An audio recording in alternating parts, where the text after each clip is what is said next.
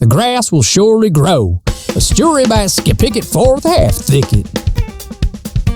Hal skipped into the barge slow and easy that fateful Thursday day, like he knew something were up. Scab Fisher Shirt had been bugging him again like he used to do, and it drove Hal bonkers. He'd been thinking about grabbing little Scab Fisher Guts by the shirt and shaking the guts right out of his little fish face all week. The way he left little grease marks on everybody's cuffs, making everyone on shift do the same shitty secret handshake. Once, he left a stain on Midge Marvel's work sash, and Prissy Prendle had told Hal in great confidence that Midge didn't know if it were ketchup-tinged rotten mayo or blood-tinged rotten jism splat. And furthermore, she were scared to get tested. Hal spat on the huge deck of the barge as he strode angrily towards the calm, but paused abruptly, his face alternating between disgust and disbelief. He had spit out a bloody wad. Hal bent down to examine this unexpected development, and they flinched when two claw-like tentacles shot out and lifted the awful-looking clump off the deck's surface. "Hey, Hal," came an unexpected but inevitable voice. Scab. Hal jumped about 2 feet in the air when he heard it. "You always wore a jittery sack of shoes, Halitosis." God, Hal hated Scab. Shut up, Fisher Guts. Hal snapped, and eyes still locked on the strange ball of meat that had sprouted 3 extra sets of needle tentacle legs while he had been in mid-jump. His voice didn't reflect his usual hostility. His mockery was reflexive. "What you gawping at, Toe Jam?" The curiosity in Scab's voice brought Hal back to the present. Toe Jam?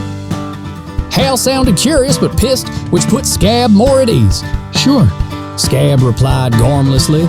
Like Halitosis. Get it? But you still tain't answered my questione. Twitted it?" For a moment that felt longer than it really was, Hal's mind was a perfect blank. It came to him a split second after his first thought, which was to try stomping the spiny creature before Scab could see it. He was so caught off guard by the sudden serendipitous flash of inspiration, he gave a loud, high-pitched guffaw. Darndest thing. Why don't you come take a gander, Fisher Scab? It's the darndest thing. Maybe you'll know what it is. Scab looked wary, not knowing how to speak so kindly towards him in the past. But the malodorous Scab's curiosity overpowered his caution, and he stepped up and bent down to look just as Hal moved to the side to reveal what were now hundreds of the needle tentacles, all snapping open and closed like long knife-like beaks, as the pulsing blood-red ball they swung from rose to waist-high. Scab was screaming even before Hal tripped him and threw him onto the greedy, undulating monstrosity. Hal stuffed his hands into his pockets and walked back towards the con, whistling an old snatch of some tune or other. Was supposed to rain sometime before the opening shift started, he had read. He saw a bird fly off when he got to the door. Probably going to get away from the rain, Hal reckoned. Just before the door closed behind Hal, Scabs' scream cut off abruptly. Gonna have to mow this weekend, Hal thought. All that rain, the grass will surely grow.